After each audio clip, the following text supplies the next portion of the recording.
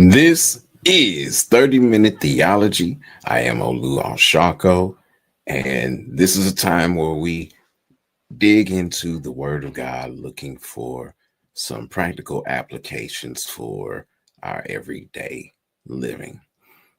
We are continuing our study of the book of Judges, going through chapter 19 today and concluding our series on my truth. Let's get started. Before we do, make sure that you like, subscribe, and share this with any and everyone that you feel may benefit from this. Even people you think won't benefit from it. Like, subscribe, and share. All right, let's begin. In those days, Israel had no king. There was a man from the tribe of Levi living in a remote area of the hill country of Ephraim. One day, he brought home a woman from Bethlehem in Judah to be his concubine. But she became angry with him and returned to her father's home in Bethlehem. After about 4 months, her husband set out for Bethlehem to speak personally to her and persuade her to come back. He took with him a servant and a pair of donkeys. When he arrived at her father's house, her father saw him and welcomed him. It's really good to read the word in different versions to get a really good understanding of what's going on. Each version has different people writing it from using different perspectives and different languages.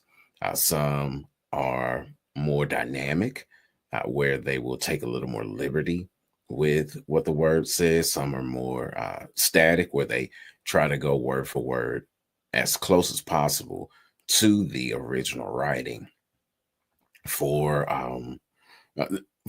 And part of the issue with translations is that there's some words that we don't have a one-to-one word for, so it gets a little tricky.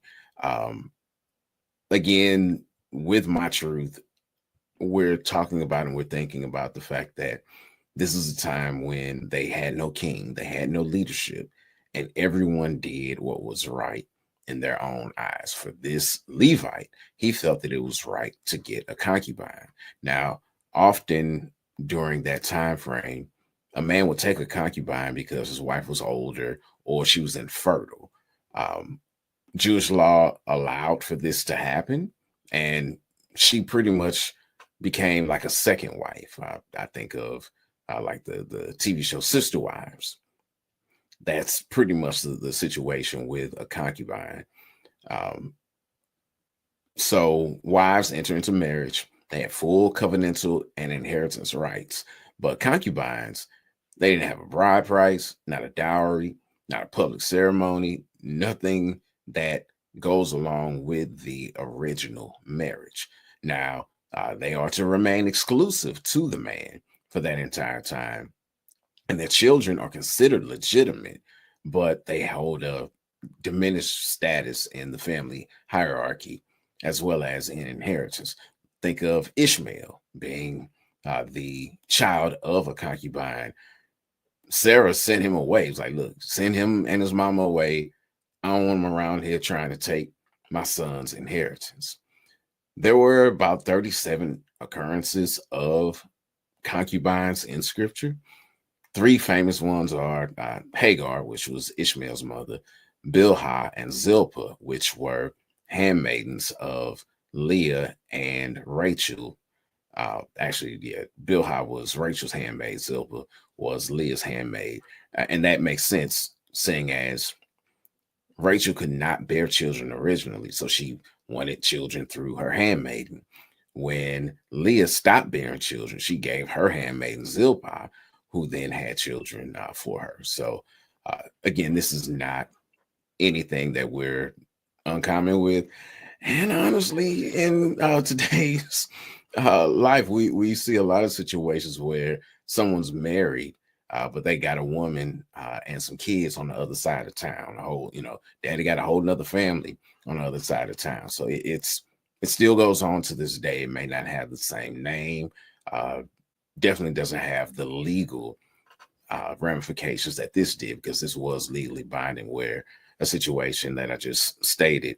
Um, the second wife of the concubine has no legal rights regarding that man and or anything that he has.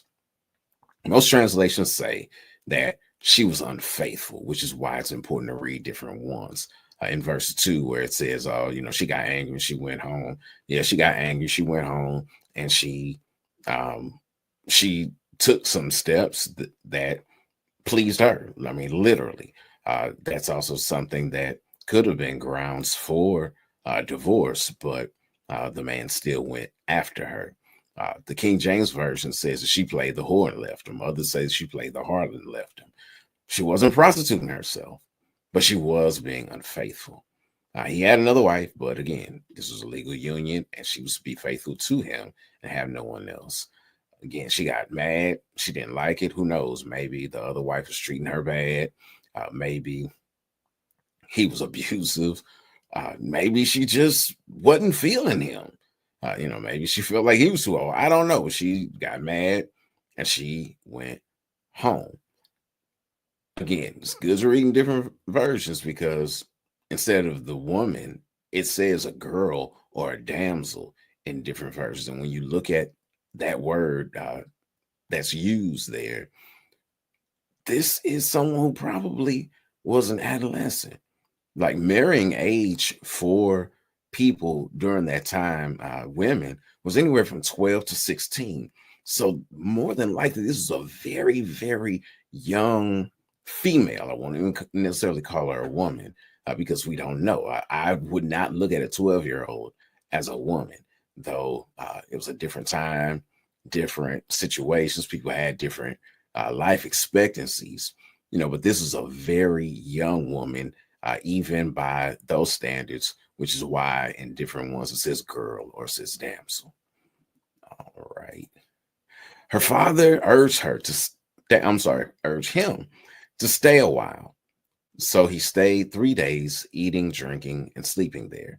On the fourth day, the man was up early, ready to leave, but the woman's father said to his son-in-law, "Have something to eat before you go." So the two men sat down together. They had something to eat and drink.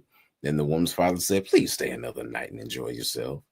The man got up to leave, but the father-in-law kept urging him to stay. So he finally gave in and stayed the night. On the morning of the fifth day, he was up early again, ready to leave. And again, the woman's father said, "Have something to eat. Then you can leave later on this afternoon." So they had another day of feasting. Later, as the man and his concubine, later as the man, his concubine, and servant were preparing to leave, his father-in-law said, "Look, it's almost evening. Stay the night and enjoy yourself. Tomorrow you can get up early and be on your way." But this time the man was determined to leave. So he took his two saddled donkeys and his concubine and headed in the direction of Jebus, which is Jerusalem. It was late in the day when they neared Jebus, and the manservant said to him, "Let's stop at this Jebusite town and spend the night there." "No," his master said, "we can't stay in a foreign town where there are no Israelites. Instead, we'll go to Gibeah. Come on, let's try to get as far as Gibeah or Ramah, and we'll spend the night in one of those towns." I included a map here so that you could see the distance and the path which they traveled. Bethlehem being at the bottom of the map that we see here, traveling up to Jebus and finally stopping in Gibeah. So it was anywhere between 10, 15 miles or so from where they started to where they got. Again, Jebus is Jerusalem. That was its name before, and it was inhabited by the Jebusites. Excuse me, hence its name. He was like, "No, I can't stay there. I need to go where my people are." Something that was really interesting about all of this with the father is he just kept trying to get them to stay. Now, the word doesn't say why he was doing that. Maybe he wanted the man to say, "Okay, well, you know what? I'm just going to live here in Bethlehem. There are temples here that I could serve at." I don't know. And the word doesn't say. Maybe he wanted to ensure that the intentions that the man had for his daughter were honest, even though he was happy to see him and he welcomed him in. My daughter did leave you. She was angry. Are you going to treat her right? Maybe he wanted him to just leave his daughter altogether. Say, well, just let her stay here. I'll go on back home and I'll come back, another time, or I won't come back at all. I don't know if he was trying to test him or what was going on, but he really did not want to let her go. The scripture doesn't say that he had any other children. Maybe that's why he, was holding on so tightly to this young lady. Either way it goes, fathers love their daughters. And for people in general, usually your first love is your opposite sex parent. So I'm sure she loved him and he loved her. It was no funny business going on. At least the scripture doesn't say anything of that nature. And I doubt that it was. I just think he was a father looking after his daughter. Again, when they were traveling, the Levite said, look, let's go to somewhere that's got some Israelites. It's better to be among my people than to be among these foreigners.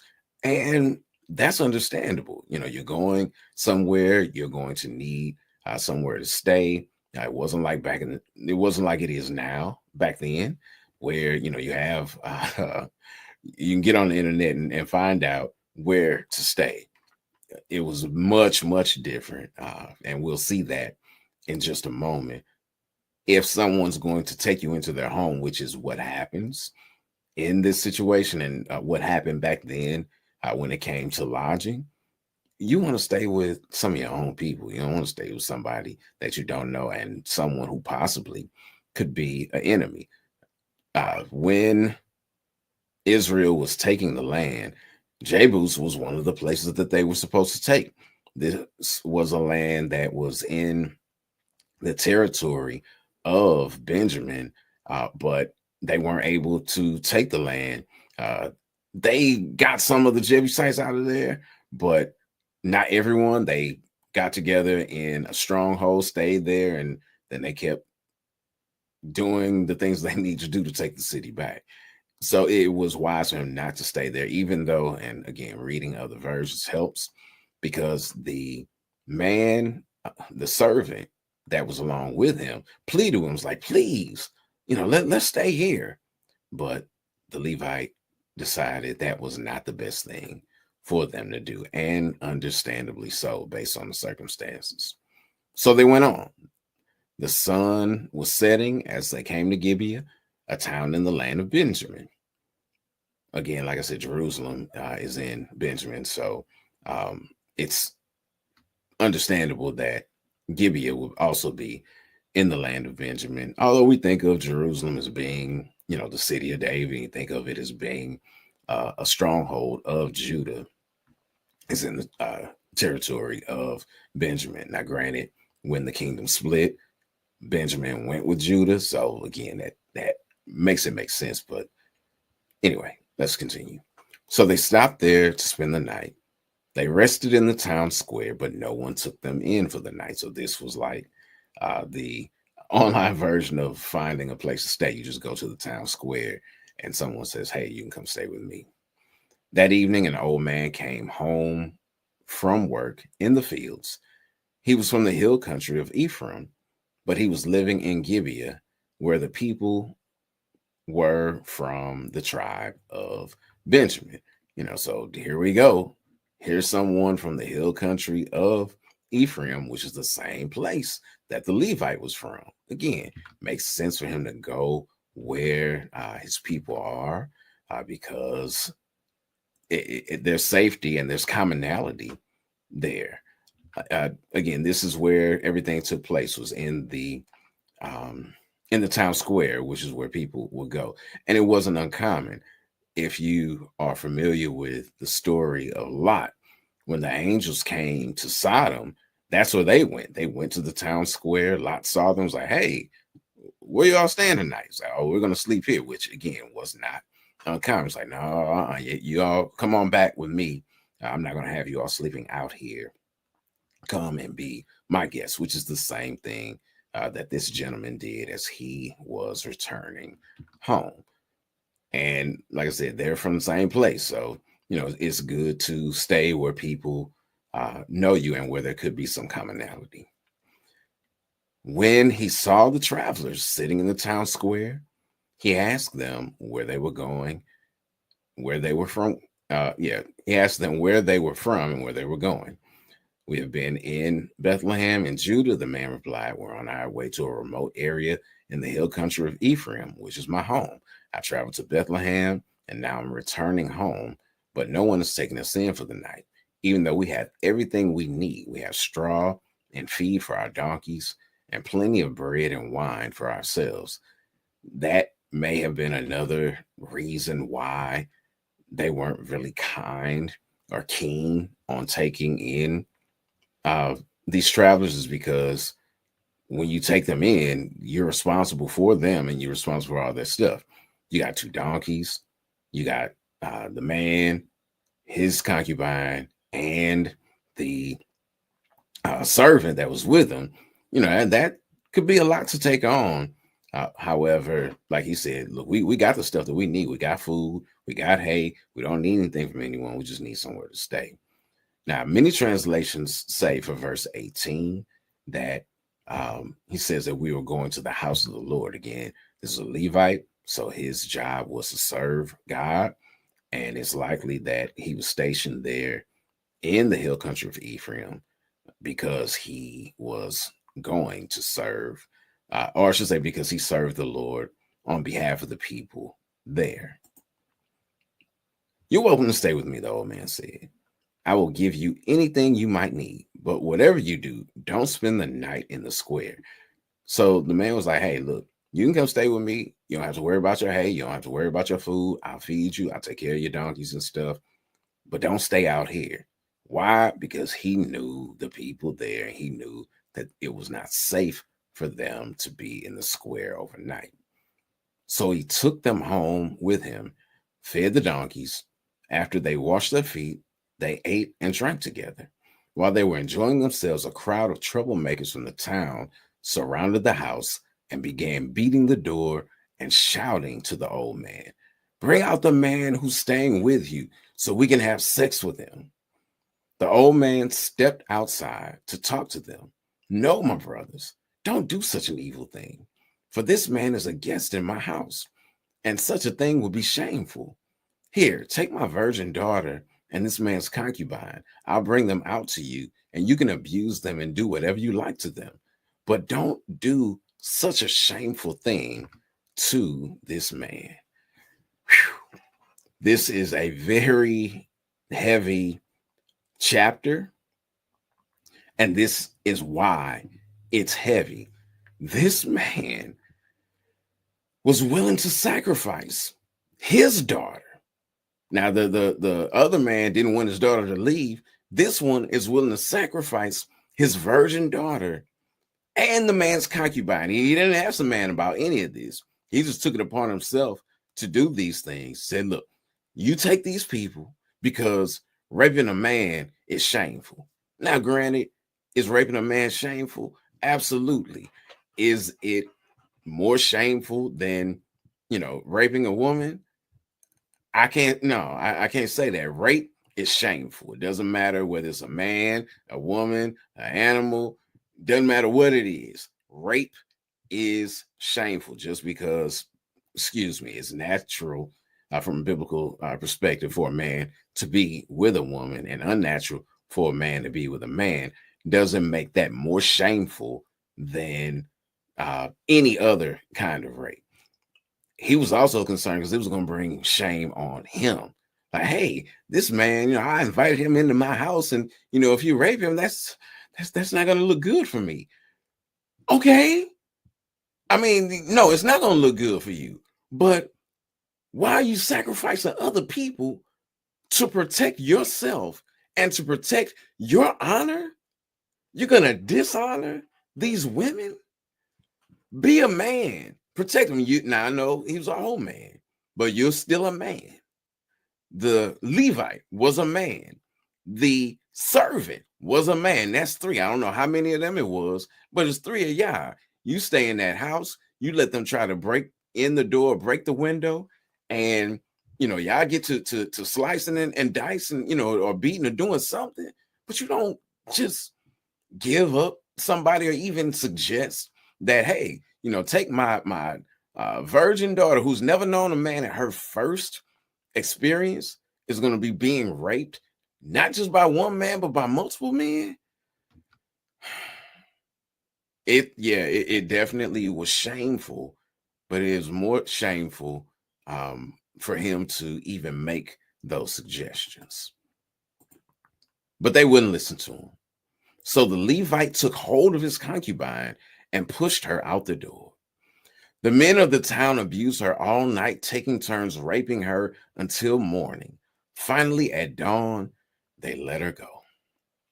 At daybreak, the woman returned to the house where her husband was staying. She collapsed at the door of the house and lay there until it was light. When her husband opened the door to leave, there lay his concubine with her hands on the threshold. He said to her, "Get up, let's go."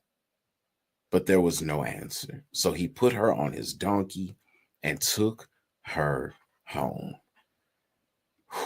I said this is a very heavy and a difficult chapter in the Bible, and a difficult chapter in history. It's just deplorable, absolutely deplorable. And again, this was a young woman at the most, so 18, 19 maybe, but more so probably like 12 or 13 years old. And instead of protecting this woman that you travel this great distance to get, you throw her out to be abused, to be raped all night long. And then when you see her, you just say, "Get up." That's what we're doing. Doesn't say that he was leaving the house to go find her. Just says that he was leaving. Did he even care about her? Or if he did care, he didn't care enough about her. At least his actions didn't show that. Again, it is so very sad to see these things happen. And there was a change overall in the relationship. The word for husband here means Lord or king in other scriptures. And that's not the same word that was used earlier when it spoke about a husband. So, to me at least, with using that other word, it seems as if there was a change in the relationship. It went from being, one that's really loving and caring to being a figurehead. Again, very, very heavy and sad commentary. Let's continue. When he got home, he took a knife and cut his concubine's body into 12 pieces. Then he sent one piece to each tribe throughout the territory of Israel. Everyone who saw this said, "Such a horrible crime has not been committed in all the time since we left Egypt," or I should say, since Israel left Egypt. Think about it. What are we going to do? Who's going to speak up? So the man, his determination upon getting home was to send his concubine's body to each tribe, one piece. If you read different versions, instead of saying cut her body into 12 pieces, said he cut her limbs and then sent the 12 pieces there, which if he cut the limbs, it would make sense. If you look at your arm, you cut from the shoulder to the elbow, from the elbow to the wrist, and then the hand. You got 2 arms, 2 legs. That's 12 pieces to send to say a great sin has happened in the land and something needs to be done. But even even mutilating the concubine to send the message. It was an extreme situation, but this is also very extreme in sending the message to everyone to see what are we going to do about this. All right. Key points from today's lesson is that we should seek God. Again, all of this started because they were doing what was right in their eyes. Even when the old man said, "Hey, you can take my virgin daughter and you can take his concubine." In one version, it said, you can do whatever seems right to you. Whatever seems right doesn't make it right. If you want to know what's right and you want to do what's right, seek God's way. Don't seek your own way. It's good to help others. It was good that the man took the Levite in, and we should also look to show hospitality where we can. We should look to help those that we see are in need. Last but not least, there is no place for cowardice. No place for cowardice. Generally, in situations like this, when you see cowards, because they were the perpetrators were cowards. When you see cowards come to attack others, the moment that someone fights back, then all of them start running. What would have happened if they did what they were supposed to do as men and protected the women? We don't know, because they didn't. And because they didn't, we have this tragic story that mars history. All right, that's it for today's lesson. I know it was a heavy one. Next week, we will discuss the chain reaction that took place because of what happened. Until next time, God bless and keep it together.